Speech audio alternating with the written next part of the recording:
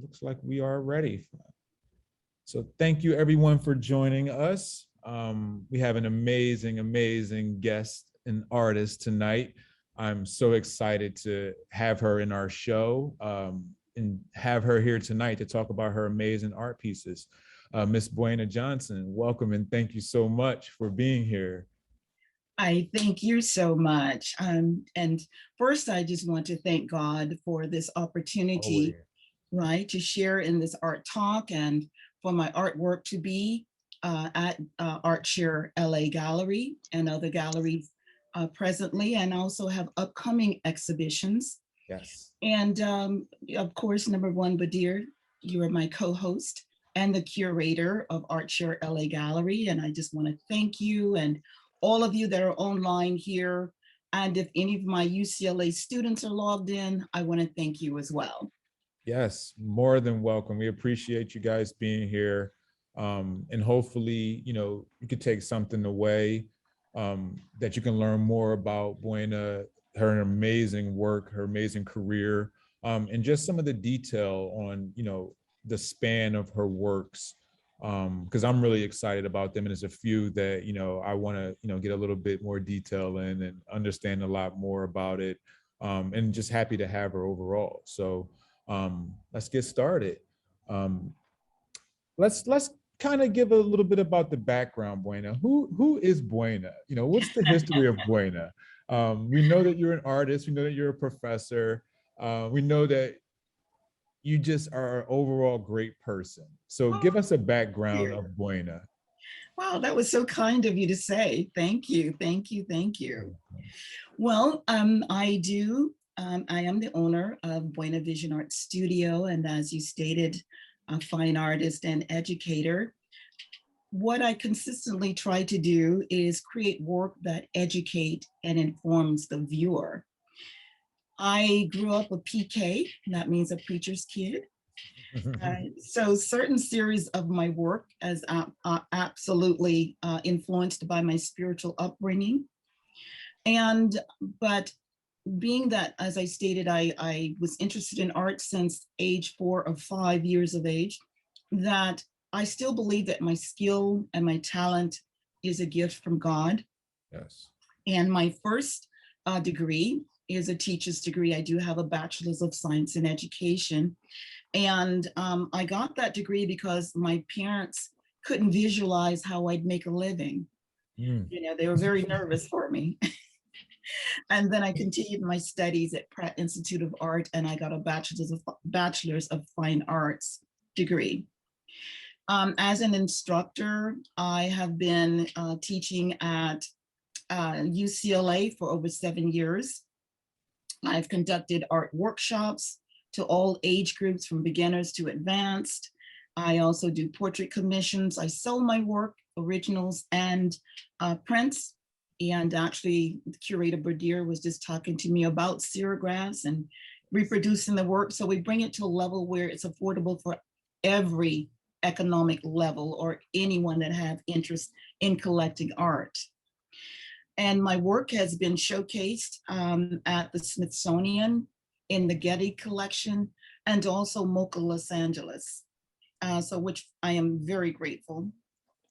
And when I started out as an artist, I always wanted my work to have a message. And especially as a woman, we've always had to try to forge our way in the art world as women, and also as a visual artist and an artist of color. And I like using art as a tool. Yeah, I guess one of the questions I have when you say, art as a tool, I think, it's a very powerful tool. And I mean, just looking at some of my favorite images of yours that I compiled into this slide, it's been a tool for me in perfect timing because, I just took a trip to Africa and I see a lot of the motherland in your work. And it's very, very, almost like a confirmation for me, being able to visit Cape Coast and Elmina Castle and those things. And just seeing the movie Sankofa, which was amazing. I see a lot of similarities of your work in the diasporic experience. Do you find your work rooted in that? Absolutely, absolutely. Also, as you're stating, my work is indeed influenced by our past history and current events. You see, during my college years, which I mentioned, there wasn't any Black history studies, and there were no positive Black imagery that, was there to influence or inspire me. And so with the omissions of the contributions by Black Americans throughout history and art, that inspired me, to create positive imagery of Black and Brown people. I am influenced by African-American artists like Charles White from way back, and also current day Kehinde Wiley. I'm also influenced by, other female artists, even though I just mentioned two male artists.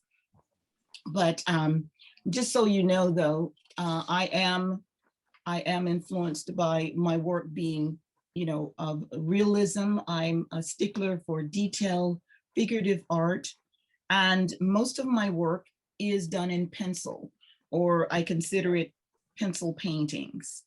Yes.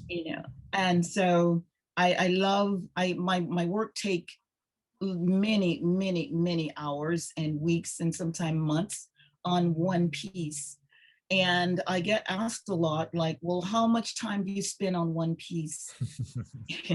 And my answer is, and always has been, is when my spirit can rest with it. Right? I used to be on a time clock when I used to work commercially. So now it's all about, the message, what I needed to say, when I can release it, that I feel comfortable that I can let the public view the work. And also to further piggyback on what you stated of why my work looks the way that it does, or whom I choose to use, is because, of all the issues that we've dealt with in society. And, and I just want us to, have a cultural dialogue that concerns our identity and our family and community, and our nationality.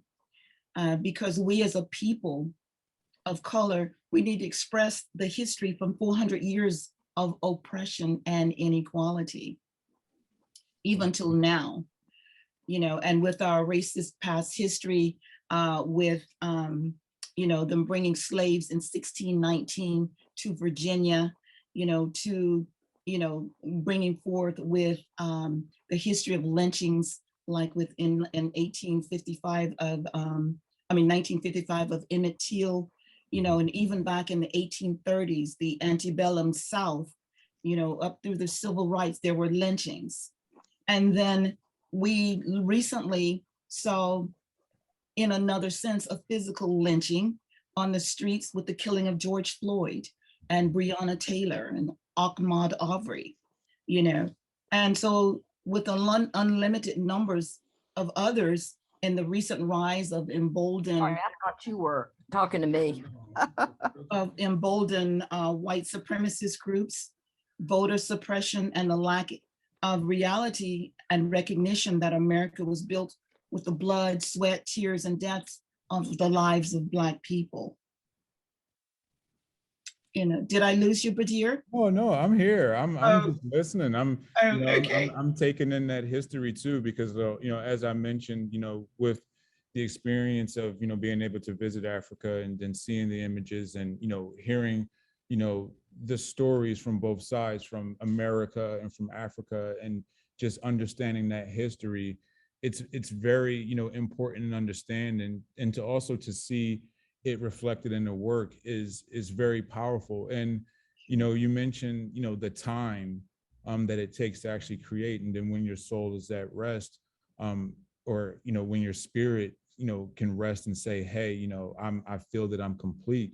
I think that that was kind of like representative of how I felt about being able to get a chance to go back to Africa. Wow. And to see these things. It was like, okay, I feel I'm a little bit more complete than I was the day before, because I got to see things that I've only heard stories about. And being an artist, you know, a good one as you are, you're able to interpret stories and, you know, those urban legends that, you know, we only hear about because a lot of history is lost, or it's, you know, it's just been eroded over time. We're able to translate those into beautiful images that can be talked about via artist talk like we're doing now. I think it's like, you know, superbly important. And, you know, touching on what you said as well, being able to make art, to present this and be able to tell that story, I believe it's not only just a gift, but a purpose. And I appreciate, you know, you for doing that in your work. Thank you. Thank you. And just to speak to this that you see on the screen now, I believe everyone can see, you see my angels. Yes. You know, as I stated, you know, with my spiritual upbringing, the one on the left that's called angelic guidance, you know, I was inspired to create that piece when there was so much going on in the world that, you know, I wanted man to feel like there is some guidance that we, you know, and it stated that each of us have angels. So I produced this golden winged angel with the book in the back and holding a lantern as a light, you know, and you see smaller ones in the background. Those are other angels on missions. The one on the right is called Angel of Love. And that one shows where she's so full of love that her heart is actually radiating. Wow. And she has these large wings, you know, and standing amongst the clouds and whatnot. I did that piece, you know, it was an emotional time when I created this piece. My sister passed away suddenly. And this piece kind of originated out of that feeling, out of, you know, missing her, and just saying, you know, how much I love you. Yeah. I love the color bursts in it. I mean, it has a gradient, a gradual, almost like you're gradually going through the feelings of mourning and almost recovery, you know, because it starts off dark at the bottom, and then it, you know, as it gets higher, as the time goes through, you start to see the brightness through the clouds. And I believe that's a really good, you know, like a affirmation of, you know, feeling. And I like to use symbolism in my work, and, you know, the doves symbolizes peace. So throughout my work, you know, you're going to see tidbits of things. And the piece in the middle, you know, it's again dealing with this, with my slave series, you know, where you see this, she's in handcuffs, the ship is in her belly. And this is when I was dealing with slave songs and Negro spirituals. And this particular piece is portraying nobody knows the trouble I've seen, which is one of the old Negro spirituals. And so that was based on that and the transatlantic slave trade, you know. And so there's a complete series of works based on, you know, the songs. So what do you expect the viewer to take away from the work, just judging by these 4 images? What, as a teacher, looking from a teacher perspective, if you were teaching a subject on the work, what am I as the students supposed to take away from these paintings? We talk about, you know, diasporic, you know, history. We talk about being able to understand, you know, different messaging, but we also mentioned the detail. What is it about the detail that's so important for students and viewers to really grasp how your work is represented, or the message in your work is represented? I think for me, just having clarity with the definition of detail, because as it's stated that some people may never, you know, read certain literature or certain books or even the Bible. But when you see a person's work, it is like a literary language of itself, a visual language. And what I try to work with my students on is portraying, you know, making something look and feel, have emotion, to have accuracy if need be. I mean, I'm not opposed to abstraction, but, all of, I used to teach figure drawing, and to, capture anatomy, where, certain things are to fall with the anatomy. And my current work, though, that addresses, slavery, injustices, that particular work has a completely different theme. And that theme is what I want. When a person look at it, I want them to not use a slang, but I want them to wake up. I want them to appreciate the history of maybe something that they didn't know before, the history that has been omitted. Because I know they're coming out with a movie now, again, of our hidden history. So that is, that's one of the essence of, what I'm trying to capture in that series of work, so that they can see, what our ancestors endured and the atrocities that were enacted upon them. And so again, I want the viewer to approach with openness, with a need to know. And then not only that, but I want the viewer to become a proactive advocate, and to promote positive change. And so with the Angel series, that is just basically portraying, some of them I took actually from verses from the Bible, but also is to just show beauty and love and different sentiments. And some artwork is just to enjoy it, just to enjoy the sense of it, the feel of it, and what does it say to you? Yeah. So as we talk about the works in the show, one of the reasons why, I thought about the title, Fields, Factories, Fame, and Fallacies, is talking about the history of, not just America, but global economy. One of the things that I wanted to kind of dig out of from the artists is how they saw, their experience, their human experience. A lot of us were born in America. Some of us weren't. A lot of us all of us have totally different experiences. Some of us families worked in the field. Some of us families came from factories, then also we hear people, getting famous off of certain things. And some of those things end up being fallacies. We hear a lot of fallacies about a lot of things. We had an art talk with SC Mero, who did an amazing work that we have on view as a part of this show that focuses on 9/11. And one of the things she talked about in her artist talk was the potential, fame and fallacy of 9/11, of, how it's become, this day of remembrance. And, of course, because of the tragedy that happened, but, people still believe that it's a fallacy. And we had a good conversation about what is and what isn't, or what could be from that day on 9/11. It was amazing, but, just to kind of dig into your work, I thought it hit on so many different points inside of those four facets of the show. It was just, just to see them together, you can see all four of those definitions inside of these pieces. So what were, as we were talking about the works, what made you think that these two works fit the theme of the exhibition? Well, again, thank you for that question. Well, first I was like, wow, how do my work really fit, your theme? And after our conversation, I'm like, oh, like a light bulb moment, came on.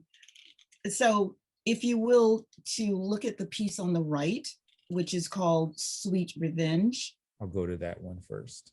Oh, okay. Yeah, Sweet Revenge. It to me directly relates because a lot of money have been garnered from stereotyping Uncle Ben you know, so there's the wealth without concern with, you know, a people of color, how that would make them feel. Or even if it was from, I think a real person, you know, may have posed for that, or, you know, of what that stereotyping means. So it was famed for the product and for the people that were benefiting from it. But the fallacy is that it was, you know, it was again a stereotype. It was something negative that it gave a false sense of when you went to the cabinet, or they showed the scenes of, you know, this family being fed by this, you know, African American man, always with a smile, and he's putting cream of wheat, you know, on their plates and things like this. All of that was a fallacy, you know. Aunt Jemima, you know, who knows how many millions and billions maybe have made off of the image of both of them, of Aunt Jemima and Uncle Ben, you know. And so all of that again is fame, fallacies. These people, you know, worked in fields and whatnot. And so all of it really ties into that theme.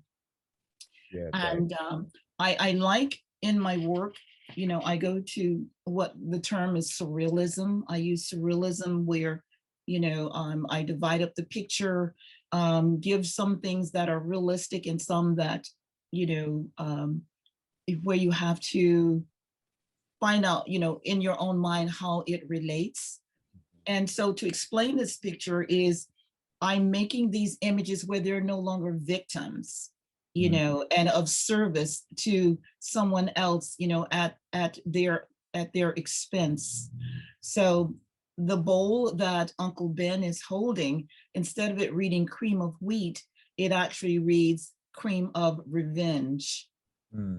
You know, and he has a torch and he's torching a slave ship. Wow. You know, and to me that was directly related because of the transatlantic trade. It was all based on money, finances, you know, nothing about the human element or the human being. You know, it was all about, you know, garnering, you know, money. Yeah. And, you know, and actually there was competition of who had the most slaves, who had the most money, and it was based on the lives of other human beings. And in the bottom, you see Aunt Jemima, she's stepping with a stride, and atop her pancakes is a smoldering skull. And in the background, you have another stereotypical image that you've probably seen of Aunt Jemima, and she's lynching Confederate soldiers. Wow. And then you have fists, you know, coming up out of the ground. And those are representative of perhaps all of those who have had lost their lives, or lynched, or you know, died from some, you know, abuse or whatnot like that. And they're seemingly raising their fists in like solidarity, saying, you know, thank you for avenging us, you know, and kind of like rooting on these figures that have also, you know, been stereotyped. And on the far right, you have Aunt Jemima, where she's beckoning, saying, come forward, come on, you know, to safety.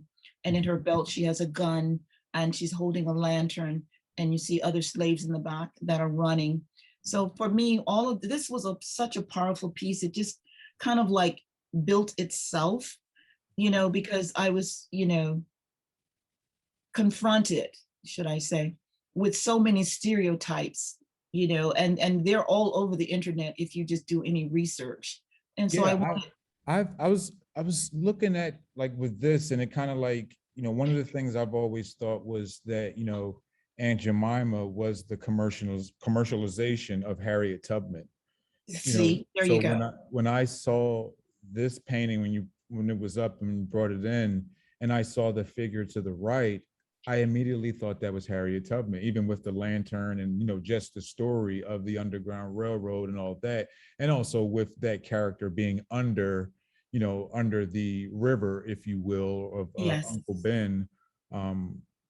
It just seemed like, you know, she was carrying that narrative of, you know, going under everything and, you know, scooping up, you know, all of the the lost slaves, which I believed were those fists. So it's really cool to kind of see how, you know, both of the visions of the viewer and the creator can somehow merge, but then somehow, you know, break apart with two different thought processes behind Right. what they're seeing. It's very interesting. I think that's the great part about art. Yeah. You know, a lot of it is left to the interpretation of the viewer. You know, Yes. what does it say to you, or what your experiences have been, you Mhm. know, and also maybe looking at it, you know, if you are of a different race, what does that say to you as well? How do you see it? Or how does it affect you? You know, or does it say anything to you at all? You know, and what does history say? You know, is it, you know, have we come further? Have we made enough changes? You know, are we still living in, you know, fallacies that things are better, that they've gotten better? Have we moved forward at all? You know, are we still victimizing, you know, certain stereotypes?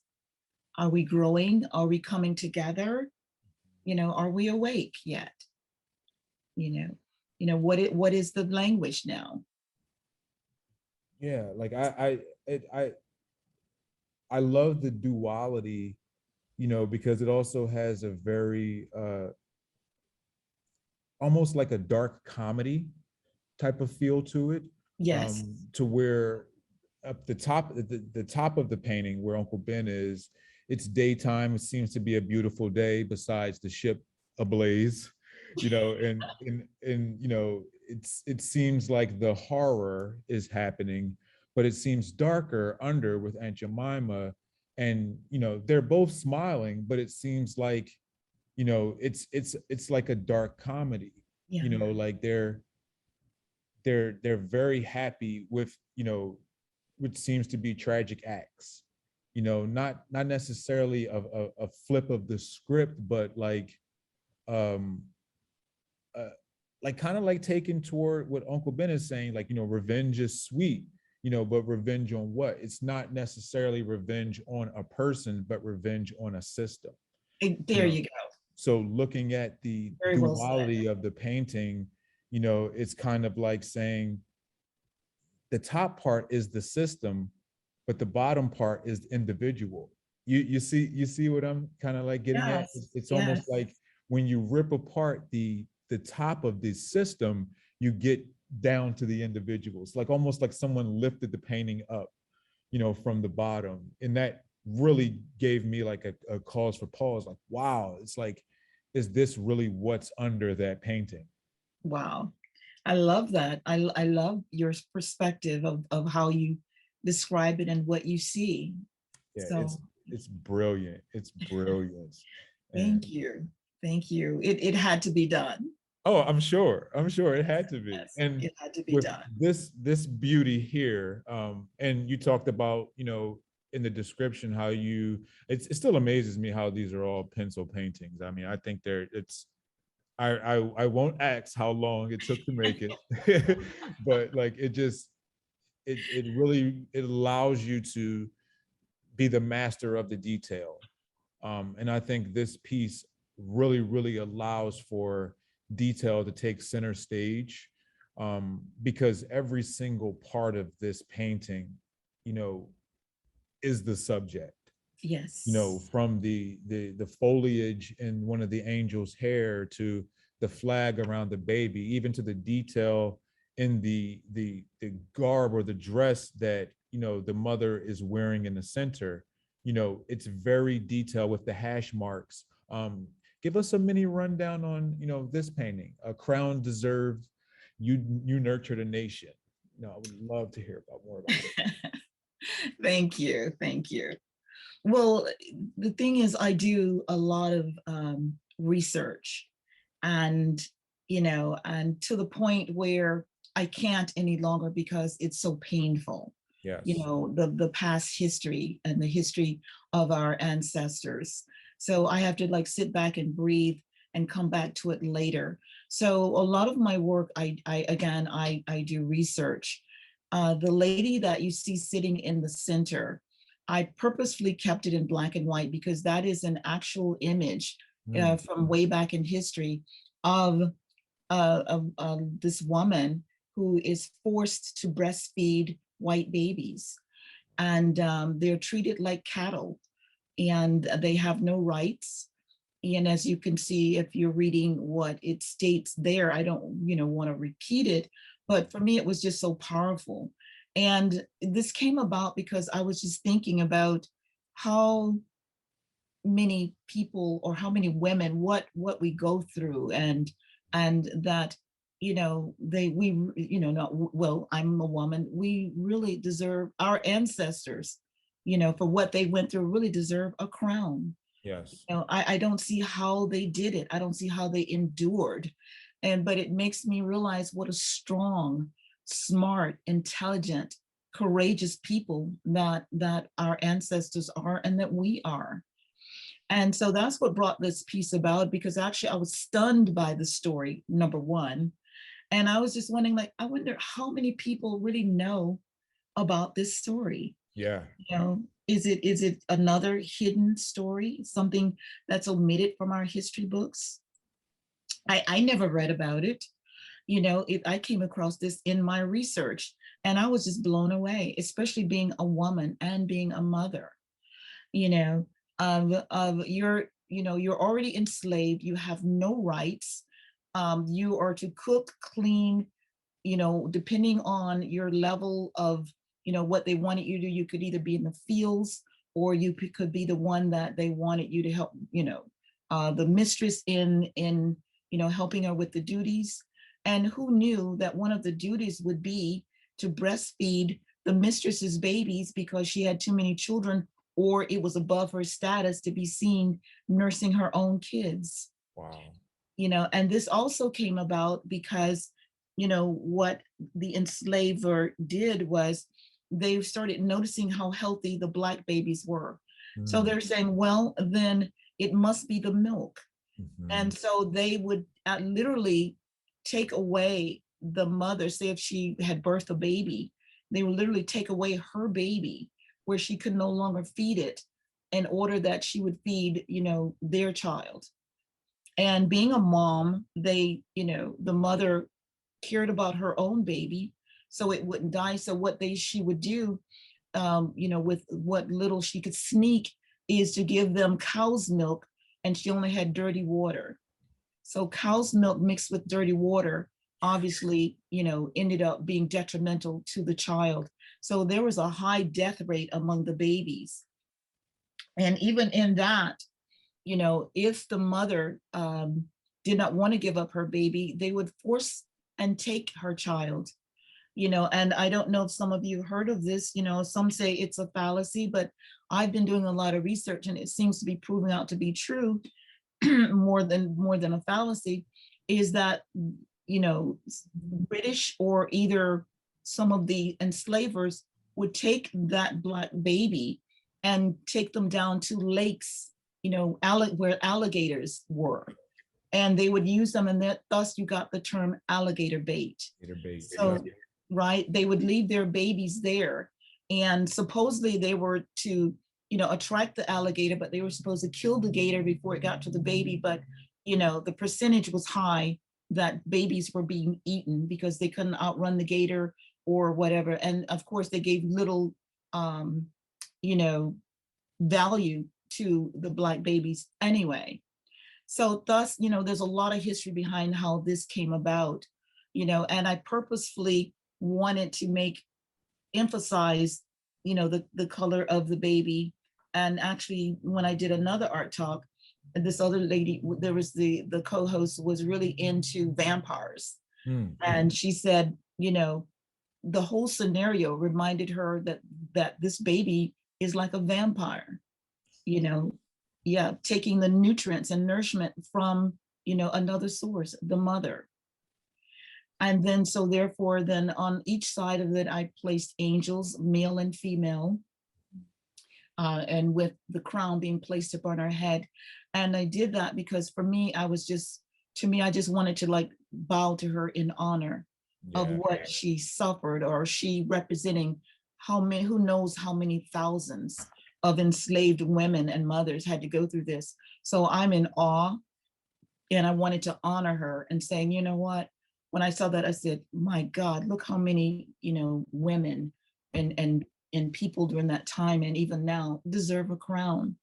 So Yeah. I did this, showing a crown being placed upon her head by two angels. Yeah, I mean, it also it kind of, plays on the, like the old school, new school thing too, because it also appeared to me like these are, two modern day young women, almost, researching their history and them putting the crown on her, for Right. her sacrifice of allowing us to be able to thrive. And, with, her being in the black and white and the flag being around the baby, it was almost like, a statement of, black people being, the milk of this country. Right. We providing the life of this country, even though we don't always get credit. Right. We are a huge part of the development of this country through slavery and through hard work and entrepreneurship that continues today. So Absolutely. I think that, it's a very, it's a symbol for me of saying, for us, the youth of today, not to forget that there's someone that paved the way for us to, sit in downtown LA and have artists talk with Buena Johnson about these subjects. There had to be a madam, it had to be a grandfather, a grandmother, Someone paid the price. someone who paved the way for us to do these things, for us to use our talents in the ways that we use them today. So this, like you said, it was a representation of just honor, and I really appreciated seeing this. And you watch the visitors of the show and them just go around, and first of all they say wow, and then second, they start to read the descriptions and get a little bit deeper into understanding the meaning of what they're seeing and what they're interpreting. So I think that it's very, very, important for talks like these, it allows confirmation for the viewer. It allows them to say, wow, that's what that is, or, a history lesson, that research, that the ability for the viewer to put the crown on, the subject, by learning that history. And I think it's a brilliant way that you use symbolism in your work to teach that. And I guess that's, where that professor comes in at, being able to, instruct the students. It's almost like a visual syllabus. You're able to provide, different facets of the work to tell them what they should look at, or what we should look at, and what we should appreciate. And these talks are almost like, the test.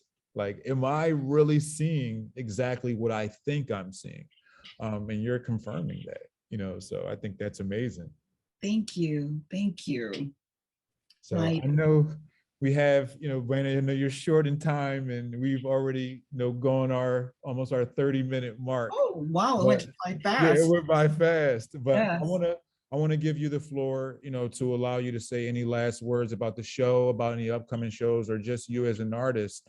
And just to thank you again, for the time, and thank everyone here for staying on and, participating in the celebration of Buena's works and the show. And, hopefully you can make it down and see it in person if you haven't already.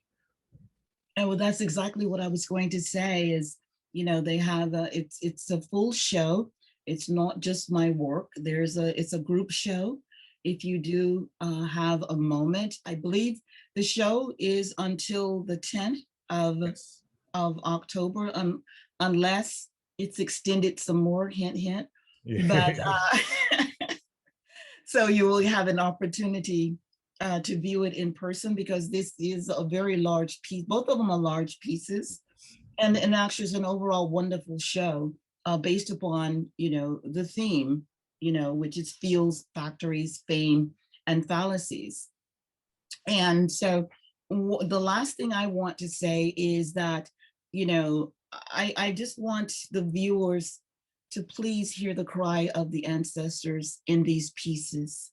I don't want you to feel comfortable, I want you to be uncomfortable you know, with the knowledge of America's history, of America's hidden history. I want you to feel the pain to deal with the injustices and inequalities, you know, and make a difference, you know, if you you know, can make a difference. And I mean, everybody can make a difference. You know, we don't have to deal with, you know, what the stereotype that we say, those Karens out there, or those that, you know, don't want to make a better world.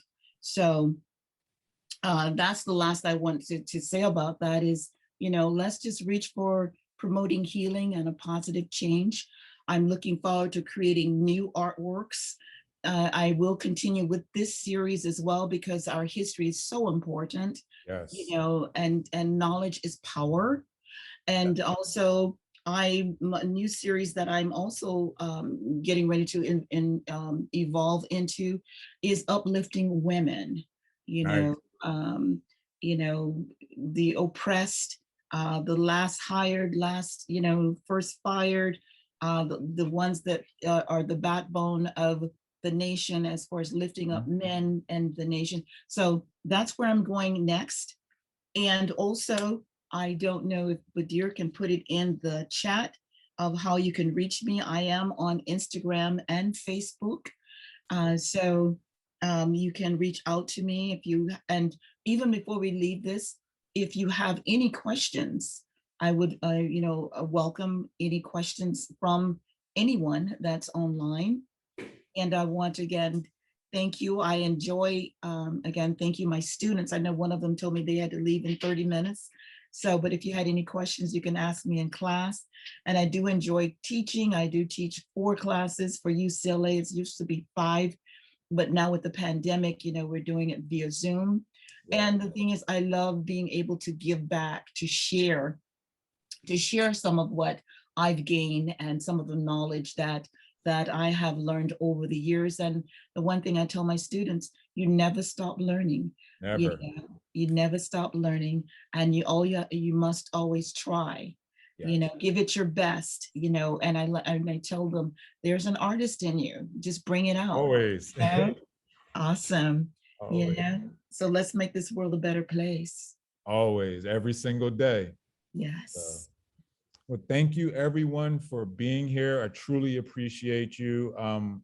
We'll be doing more posts for Buena, finishing up with the show. Also, we will be working with Buena some more in the future. So I hope so. Thank yeah, you. of course. Oh, of all course. of you heard him say that, right? I have witnessed this. I promise that. I promise that. Thank you. But Buena, it's always a pleasure to talk with you, and you know, I hope you have, you know, just the better rest of the day, you know, even more awesome week, and we'll be talking soon about more projects and more good stuff. So thank you so much.